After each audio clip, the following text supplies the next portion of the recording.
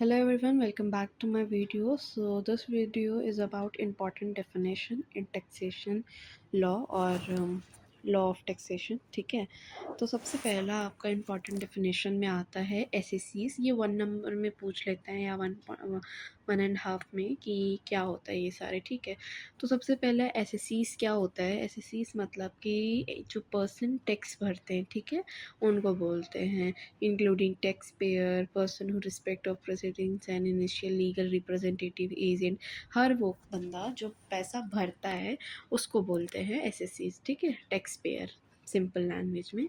फिर assessment year क्या होता है. 12th मंथ पीरियड जो होता है, जो स्टार्ट होता है 1 अप्रैल से 31 मार्च को, उसको बोलते हैं असेसमेंट ईयर. ठीक है, example 24-25 for income earn in 2023. ये हो गया. नाउ प्रीवियस ईयर क्या हो गया. फाइनेंशियल ईयर को ही प्रीवियस ईयर कहते हैं. जैसे कि आपको सैलरी जो मिली है वो 2024 में देख रहे हो. ठीक है, फिर इसका अगर हम फाइनेंशियल ईयर देखेंगे तो ये आप कब काउंट करोगे. अप्रैल में, 1 अप्रैल को. तो फिर 31 मार्च को जब आप जाओगे तो इस सैलरी को आप सब कुछ दे के यहाँ पे इनकम पे करोगे. तो ये जो फाइनेंशियल ईयर था ना हमारा, इसी को ही प्रीवियस ईयर कहते हैं. ठीक है, थोड़ा सा कन्फ्यूजन हो जाता है बिटवीन फाइनेंशियल एंड प्रीवियस, तो आप शायद क्लियर रहेगा what is different between financial and previous year.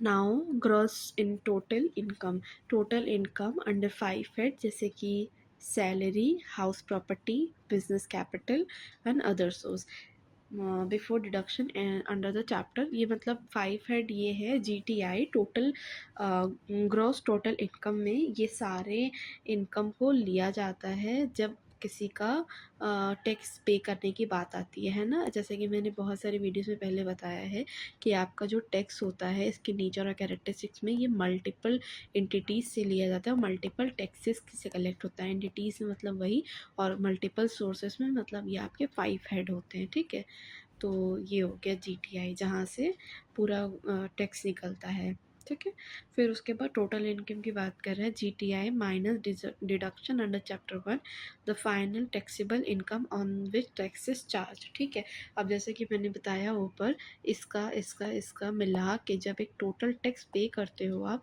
उस टैक्स को क्या कहते हैं, टोटल इनकम. ठीक है, फॉर एग्जांपल कोई पर्सन की सैलरी है 5,000 रुपये.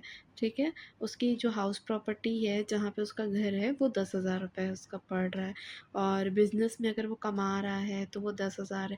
इन सब को टोटल करने पे जो आपका टैक्स पड़ेगा वो होता है आपका टोटल इनकम. ठीक है, नाउ फिर उसके बाद आगे बढ़ते हैं. एग्रीकल्चर इनकम क्या होता है. जैसे कि आप सबको पता है कि जो स्टेट होती है वो उसी के पास ही पावर होता है कि जो एग्रीकल्चर से इनकम टैक्स लेना होता है वो स्टेट लेती है. ठीक है, एग्रीकल्चर इनकम, तो एग्रीकल्चर इनकम में हर वो इनकम इंक्लूड होती है, रेंट या रेवेन्यू, जो एग्रीकल्चर से निकलता हो एक स्टेट के. ठीक है, income from agriculture operation, income from farm building required in agriculture operation. ठीक है, एग्रीकल्चर इनकम मतलब जो हर एक वो इनकम जो हमें एग्रीकल्चर के थ्रू निकलती है, रेवेन्यू, रेंट, या फिर फ्रॉम एग्रीकल्चरल लैंड, या फिर कोई भी फार्म वगैरह, हर एक चीज़ जो एग्रीकल्चर से निकल रही. ठीक है, एग्जेम्प्ट फ्रॉम द टैक्स. अच्छा, ठीक है, ये हो गया आपका यहाँ पे complete what is important definition. अब आपका जो नेक्स्ट वीडियो रहेगा वो डॉक्ट्रिन पे रहेगा. Thank you so much for watching this video.